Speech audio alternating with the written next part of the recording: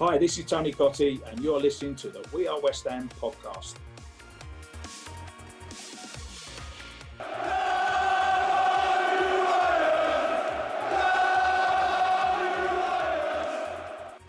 So you are still listening to the We Are West Ham podcast with me, Will Pugh, Tom Edwards and James Jones. And last week we told you that West Ham United had appointed 4 new directors. The news was pretty fresh as we were recording the episode. So we promised you that this week we'd have Kieran Maguire, Price of Football podcast post, knows his stuff about football finances on the pod, to break down exactly what it meant for the club and for us, the fans, if it even has any impact on us at all. So I'm delighted to say that Kieran joins us this afternoon on the podcast. The new directors, Kieran, were David Sullivan Jr., Emma Benton Hughes, which is David Sullivan's partner and David Jr.'s mother, Daniel Cunningham, which is David Sullivan's son-in-law, David Gold's son-in-law, the husband of Jacqueline Gold, and Charlie Cross, who I believe is a close childhood friend of the board. And what did you make of it initially when you heard the news come out? What were your initial thoughts? I think it's always good to have diversity in the boardroom, in what we normally call a critical friend. It's a bit like your mate who you can trust, who will, if you take you down the pub and say, that bird you just started seeing, avoid. I know her history. You want somebody at board level who can stand up to the people in charge and say, you're making wrong decisions. And therefore, independent directors are really good, especially if they can bring new skills. What we've got at West Ham is keeping it in the family. And David Gold and David Sullivan, ultimately, it's their company and they're entitled to appoint whichever directors they want. I think you as fans, you probably judge and assess the directors on the quality of the decisions that they've made on behalf of the club. Do you think, as fans, that somebody's partner, mum, son, and so on, will automatically have the skills which are required to drive West Ham on to be a more competitive club in the Premier League? And I think that's the question I suspect you guys to be asking yourself. And keeping it in the family doesn't always work. We've seen what's happened at places like Fox, with Rupert Murdoch. How do you get to be a director there? You need to have the surname Murdoch.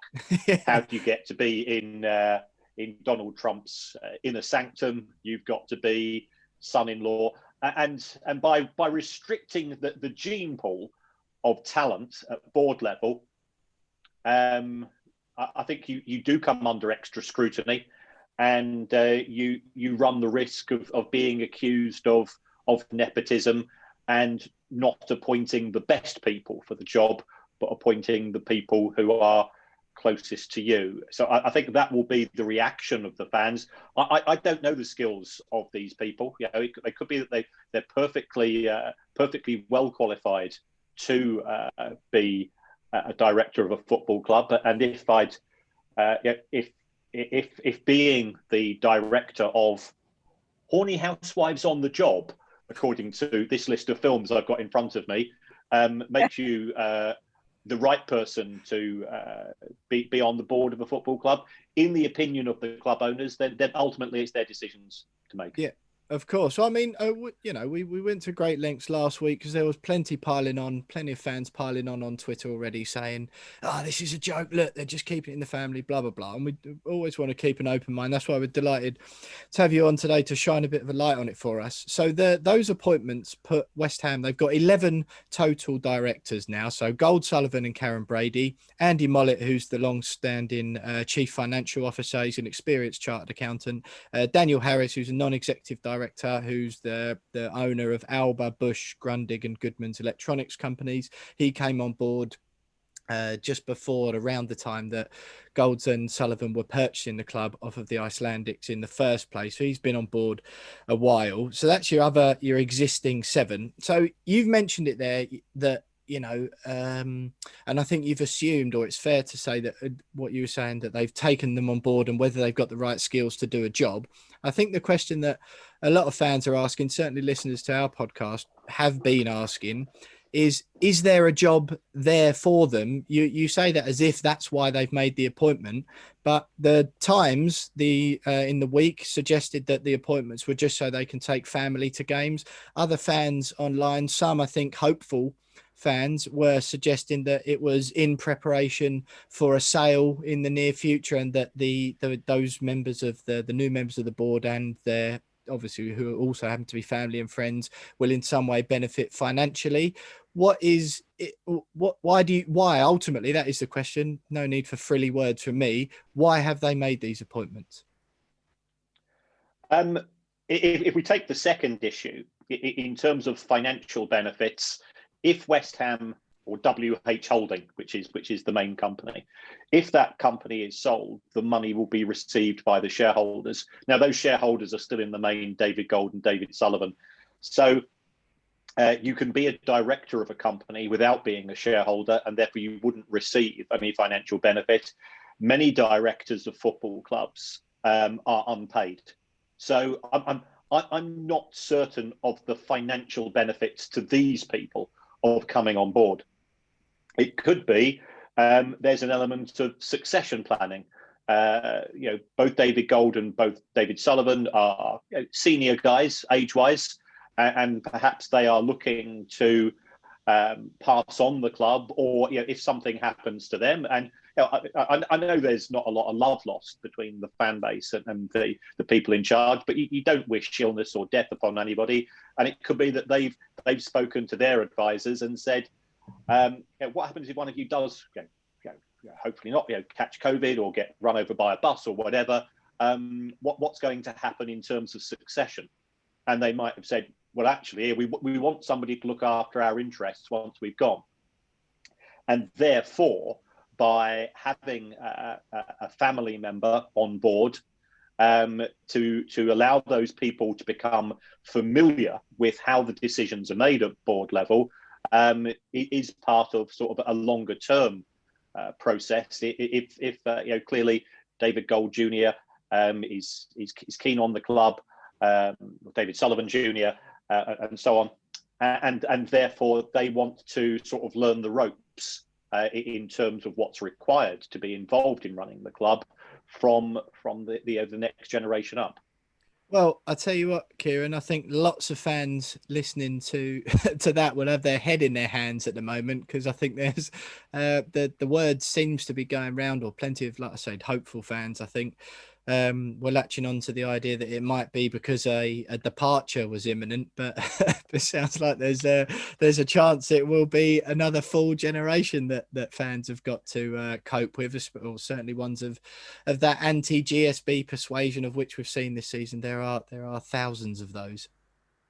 Yeah, if I was setting up a company to sell, and I was looking to, and I found a party who wants to take over, that new party, the last thing they want is remnants of GSB on the board, because they would want a brand new, a fresh broom, clear out the old wood, bring in the new. I monitor all the clubs, and I've seen this morning, in respect of Burnley, all of the old directors have gone, with the exception of the two guys who had sold the shares, because they still have an interest in the club, and the new directors are coming in. So you wouldn't, under normal circumstances, appoint directors prior or close to a major transaction in terms of selling the club, because it's just creating a problem for the new owners. And the last thing you want is, if you're 80 or 90% of the way through selling the club, is to bring something in place where the new owners are going to say, well, we don't want that. It's not. We don't want your kids on board if you go, reporting back to you. I wouldn't want it if I was taking over West Ham, and I can't see any benefits in any brand new owner. So I'm well, fortunately or unfortunately, I appreciate that there are a variety of views at the club, and I've spoken to many fans. I can't see any links in terms of the sale of the club. I do, I speak to many journalists. Nobody's whispered to me about a potential sale, and normally things come through on the grapevine.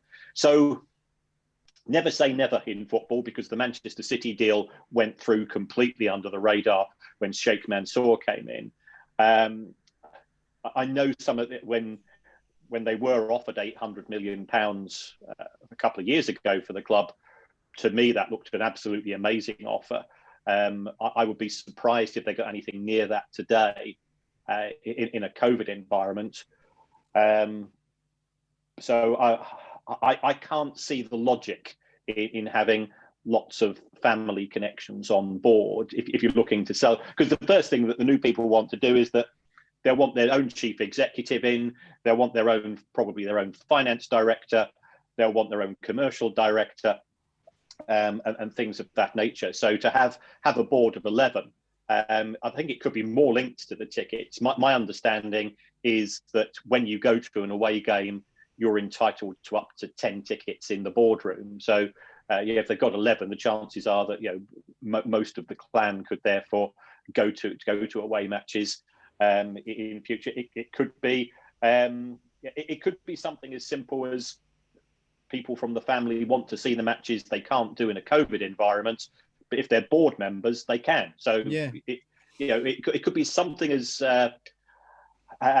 benign and simple as that.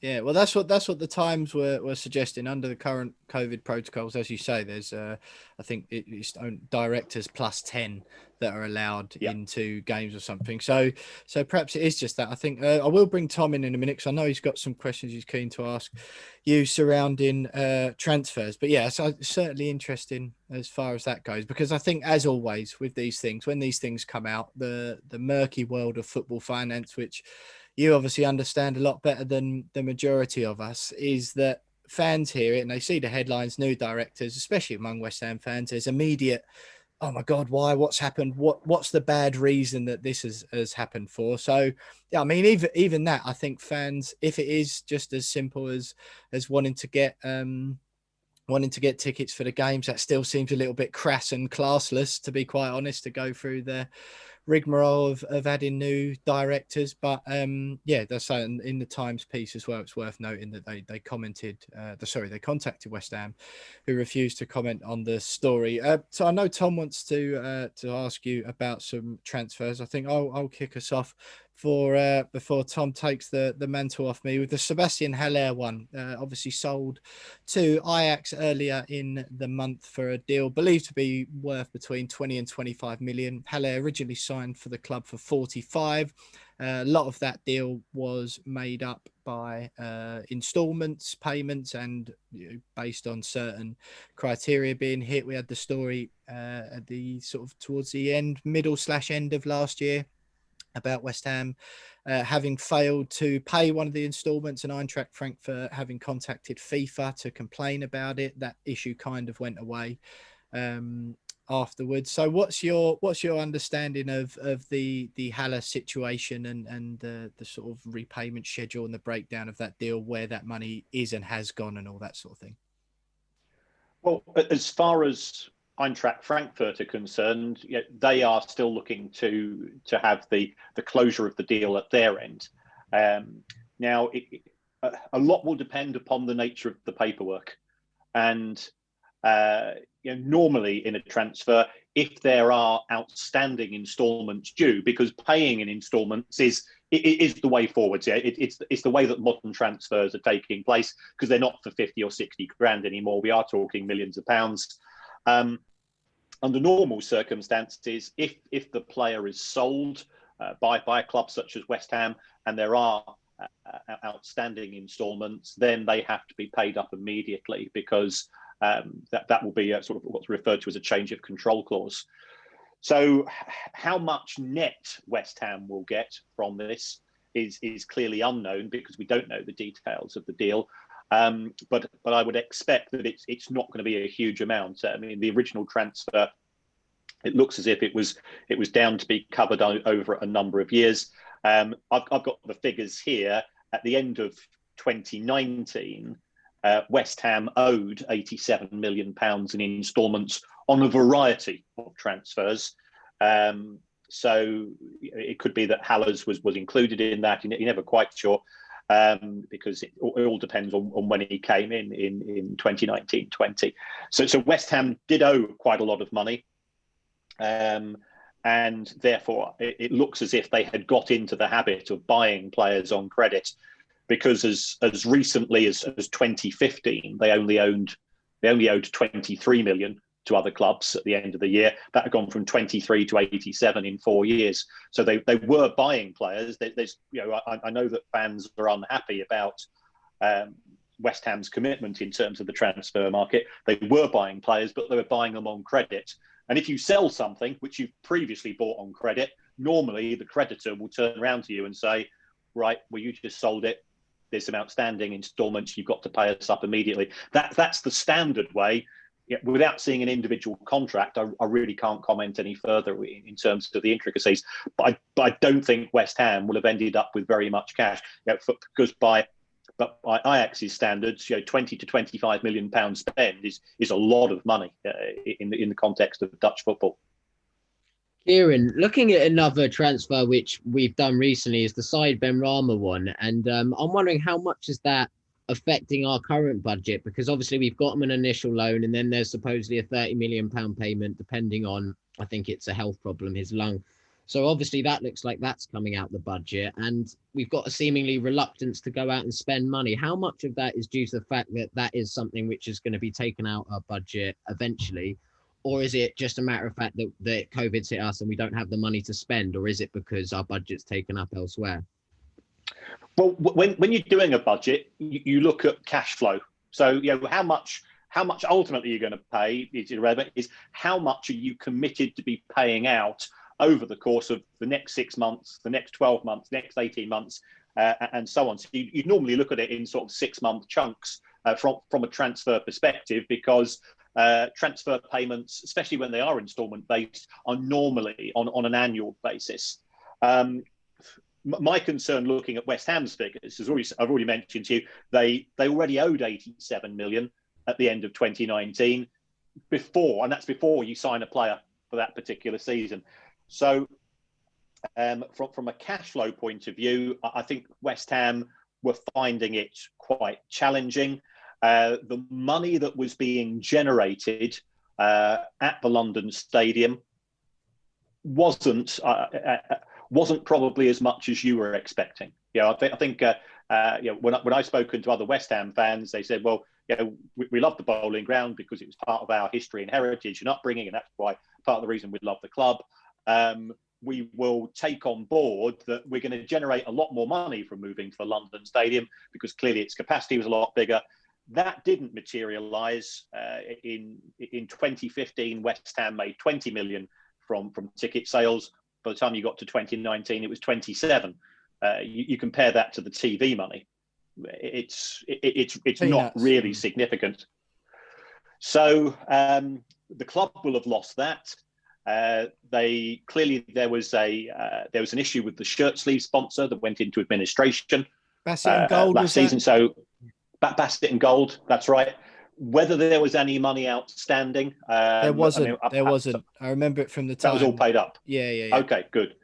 And then of course there's the TV money. Now we know that the TV money rebate for the Premier League as a whole is estimated to be around about 350, 360 million pounds. So that works out, if you split it evenly, and of course the clubs are arguing as to how it should be split, that works out as 18 million pounds per club. I believe that's being spread over 3 seasons. So that's 6 million pounds each season. So that's 6 million pounds out of your budget. And that's 2 players' wages realistically. Yeah, for a club like West Ham. Just quickly. Sorry, go on.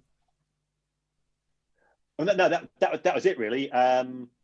So the club is down 27 million in terms of match day, another 6 or 7 in terms of broadcast. We've got the collapse of the Chinese TV deal. which is probably worth, realistically, perhaps £5 to £10 million per club. West Ham are down in my book, somewhere in the region of about 40 million quid as a result of COVID and sort of COVID related issues. In the period since from the original COVID, or in the last year? I would say over a 12-month period, it's probably costing West Ham around about 40 million quid. So based on that, Kieran, just quickly, because I know Tom wanted to ask you about Grady D and Garner, but on those figures there, because I think what fans will like to hear, and certainly what I was thinking as you're asking those questions, is the £87 million West Ham owed out at the end of 2019. You said that was, didn't you? Yeah. So the 87 summer 2019. Okay, cool. So summer 2019, I guess that's when the last set of accounts ran up to. But if they owed 87 million quid then, how does that compare to all the other Premier League teams, first of all? And the losses you mentioned there, the same question, the 40 million quid, how do they both compare? Because when fans hear these numbers from their own club, there's often very little context to them. So, because if all Premier League clubs are down 40 million quid, then it's still an even market, isn't it? And it can't and shouldn't perhaps be used as an excuse. It would make sense why transfer fees might come down, but if all clubs are still singing off the door, they're all in the same boat, then it is what it is. So how do those two figures compare with other Prem clubs? Compared to the big six, it's quite a bit less. Spurs, since moving to the new stadium, they were due to make around about 120 million from ticket sales this season, which is scarily good. I mean, I know there's no love between West Ham and Spurs, but what Spurs did financially was really smart. So Spurs, Arsenal, the big six clubs have been hit hard because they actually play more fixtures than West Ham, because they have qualified for Europe, and the Champions League is really lucrative. If you're hosting Barcelona, Bayern, PSG, and so on, A, you're charging top dollar for ticket prices, and B, your commercial department is just rubbing its hands together, because the hospitality packages, you can effectively name your own price. So those clubs have been hit hard. I think what we've got to look at is who really should we be comparing West Ham to? And I would say Leicester, Wolves, Everton, Newcastle. Totally agree. Yeah, that's your peer group. Those clubs have been hit broadly the same, perhaps a little bit less. I mean, West Ham certainly generate more match day income than Everton and Leicester by about sort of £7 or £8 million. So West Ham have been hit slightly harder than those clubs, but those clubs have actually themselves been quite cautious. Leicester didn't go out and spend big in the market. I know Wolves signed that 17-year-old lad for a lot of money, but remember they also sold players. They sold their striker to Liverpool. So it was a case of one out, one in. So in the pool in which we're looking at, and again, Newcastle, Callum Wilson, was what, a £10 million signing, nothing major. So I think West Ham have been hit broadly in a similar amount. Certainly their wage bill was getting a bit high compared to some of those other clubs, except Everton. Everton have gone crazy, but Everton have got the benefit of somebody who's bought the club 3 years ago and has put in £400 million in the last 3 years. And Everton are losing 130 million quid a year, whereas West Ham's owners, and again, it gets, as a neutral, I think it's best if I don't express an opinion on them. They've not been putting money into the club, although the club has been spending money. If you take a look at West Ham's wage bill, it has gone up. It's gone up from £95 million in 2017 to 136. So the money's been spent. I think you as fans are probably the best people who are qualified to talk about the quality of the way the money's being spent. West Ham's average wage has gone up from 33 grand a week in 2015 to 63 grand a week in 2019. Now, if you're getting an extra 30 grand a week benefit in terms of what you're seeing on the park, that's fine. But I suspect, again, I know West Ham fans. I've got family who support West Ham. They think, well, the money's been wasted rather than the money's not necessarily been spent. Yeah.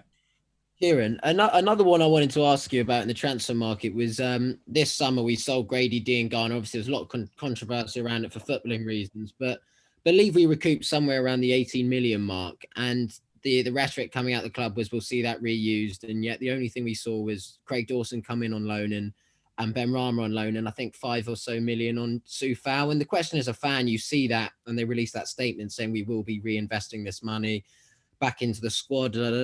Where does that money go when we haven't spent that and it's just sat there? And I believe we let go a few other players that window. I don't know how much we brought in, but it would have been north of 20 million. And we ended up spending about 5 of that. Obviously, the wages and everything build up. But as a fan, you wonder, where does that money end up going?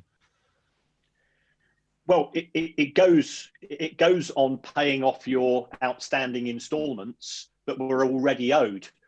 So it's a bit like if you're at work and you get a bonus at work, you get home and the missus says, well, we owe 3 grand on the credit card. Boom, it's gone.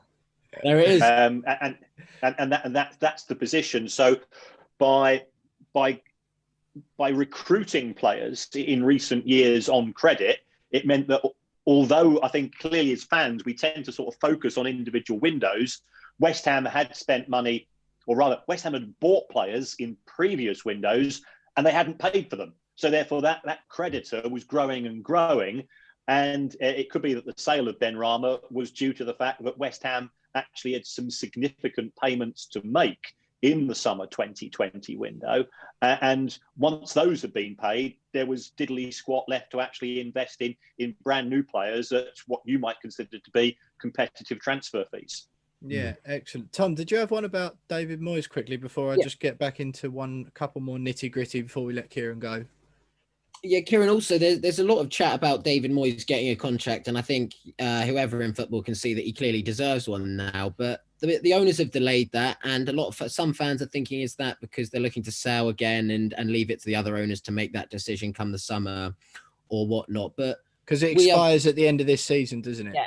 It expires at the end of this season, as does Mark Nobles, and the rumours coming out the club are both are inevitably going to sign. But is it a footballing reason or is it economical? Why we aren't offering them 2 contracts right now and just getting it done? Quite often when you are offering a new contract, it will come with some form of pay bonus. So it could be that the owners are confident that David Moyes will sign, and I think the consensus is he's done a really good job for West Ham this season. At the same time, there's not a queue of people looking to sign him up. Yeah. So therefore, it could be that they're actually quite relaxed because they don't think he's going to be poached. One of the reasons you get a manager on a long-term contract, it's that if he is doing well, the fear is he's going to go elsewhere. And it's not necessarily a problem. If you take a look at what's happened with Leeds, their manager at the end of last season didn't sign a contract until August, but everybody seemed quite relaxed, and he only signs 12-month contracts because that's the way he likes to operate. So it's not necessarily a bad thing. It just could be that the club and David Moyes, they want to get to the end of this season, assess things. It could be that based on the position that West Ham finish, it could be a really good financial year for West Ham because you get just under an extra £2 million for each additional place you're up the Premier League. So if you're up 4 or 5 places compared to last season, that's an extra 10 million quid. It could be that David Moyes and Gold and Sullivan, they've already had informal discussions as to what is the budget going to be. And David Moyes says, well, or Gold and Sullivan has said, let's wait till the end of the season. We can give you a more definitive answer. And we don't know does David Moyes want to carry on in management? He's made enough money. He's been a very successful manager historically. So I think there will be a lot of things. Certainly, if there was interest from prospective new buyers, then they would prefer to make that management decision themselves. But that's an inconsistency with what we've seen in the board. You know, why bring in lots of people? You know, why bring in 4 new directors if you're looking to sell the club? Yes, if I was a West Ham fan and I was trying to pin my hopes upon something to do with the sale of the club, the fact that there has been no progress in terms of the manager's contract, that would be a positive. But the boardroom things are a negative in that regard. Yeah, I think as far as Moyes concerned, Tony Cottee was on the podcast earlier in the season saying, we should sign him up. How can you expect Declan Rice to sign a long-term contract if he doesn't know his manager's going to be? These days, even at the sort of bigger clubs, 3-year deals are about the longest management contracts you get, and they're broken all the time anyway. Ultimately, it doesn't matter if the results are bad. But one more, Kieran, just before we let you go, one I'm really interested in. We've got 7 minutes left in this segment, the interest payment deferral. So last summer, when COVID was kicking off and everyone, it seemed, was screaming that footballers needed to take a pay cut and that was going to solve all the world's problems. At that time, through some pressure from some journalists and then to the general sort of feeling among fans, when that the players took a deferral, didn't they? So they didn't take a wage cut. They just agreed to defer the payment of some of their wages for a period of time, and some pressure on whether the board were going to do the same thing as well. Karen Brady, they did a £30 million rights issue scheme at that time. The board did that to inject some cash back in. Karen Brady and Moyes took a pay cut. The David Gold and David Sullivan, they earn 4.25% annual interest, which earned them 1.9 million for the financial year 18-19. Now, when the players' pay deferral came about, they were, at that time, the statement come out and there was some pressure on the club for what are the board going to do a similar thing. Now, they came out and said the statement was very carefully worded that they were going to defer the interest payments. So that read to me, it sounded like it was trying to be twisted as, we're taking a deferral as well. But ultimately, the 4.25% interest, I can't remember off the top of my head what the total loan amount is now, but it earns them just shy of £2 million a year.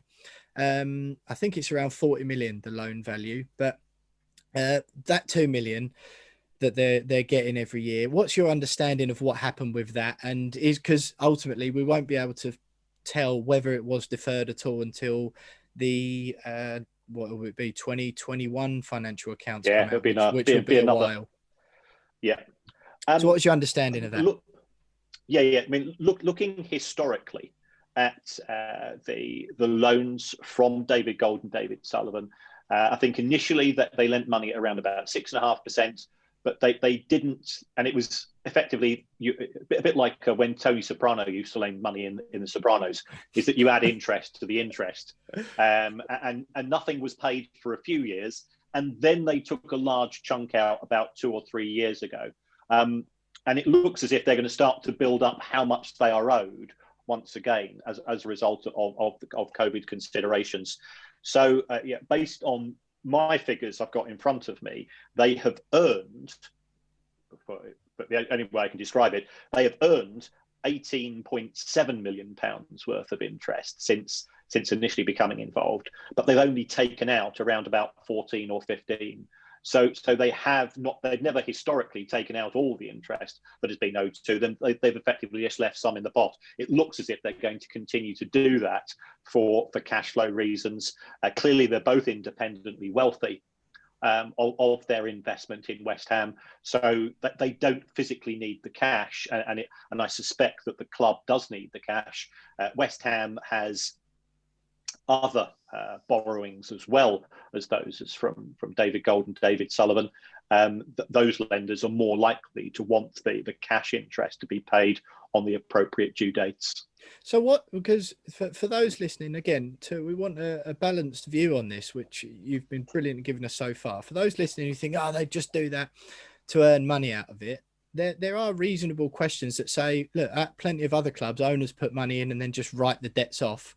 Is there anything stopping the board from doing that? Because again, not to jump on and say they're just doing it for the money or whatever, but when you look at the actual hard numbers, it's not like they haven't got the choice to wipe it out. And like you say, 14 million quid in interest. It seems to me, given the amount the two men are worth, David Sullivan's a billionaire, David Gold around 450 million. It seems to me such a poor PR decision to take 14 million quid out over 10 years or whatever it is. And then there's a few more quid in the bank to come if they want to. It just seems really stupid. What, like, a silly thing to do from a PR perspective. What's your take on that? We've got 3 minutes left. It does seem a bit crass to me. If we take a look at other clubs, you've got somebody such as Mike Ashley, who is loathed on Tyneside, as I'm sure you're aware.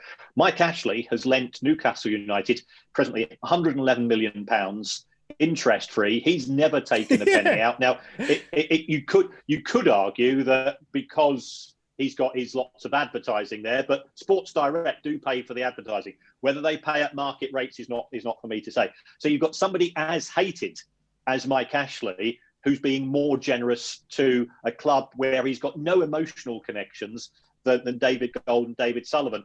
So for me, I've always felt that they've been a bit silly with regards to that. It is their money. I've heard David Gold say it's cheaper than what a bank would charge. So the club is better off. Is it? Can you ratify that statement while you're on? If we take a look at the loans which have just been taken out by Southampton and Burnley, and Tottenham as well.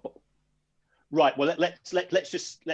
I'll look at. I think Southampton and Burnley are probably more appropriate for West Ham because they both have got a risk of going down. You know, as much as you hate Spurs, they ain't going to go down. Yeah. So they both borrowed at around about 9 to 10%. So that is higher than David Gold and David Sullivan. Spurs have borrowed at 2.25% and 3.75%. But the advantage of the Spurs loan is that if Spurs default, the banks get hold of Spurs Stadium. Now, if Gold and Sullivan default, then it's got to come out of their personal assets. So they get a couple of crash Rolls Royces. Yeah. Yes. So there we are in terms of it is. I think it's unnecessary. I've heard David Sullivan say, well, I've got to look after my kids and their inheritance. They're already going to inherit, as we know. He's been very successful in his property development, and we all know his other types of business as well. A few million here, you're never going to spend it all. So I've never really understand that. I mean, I'm a Brighton season ticket holder. Our owners lent the club 400 million, interest free. Yeah, it is a bizarre situation. But Kieran, you've been absolutely brilliant, shining a light on what can be a foggy and muggy, I don't know what the word is, part of football. But it's been an absolute pleasure. So Kieran Maguire, host of the Price of Football podcast, thanks very much.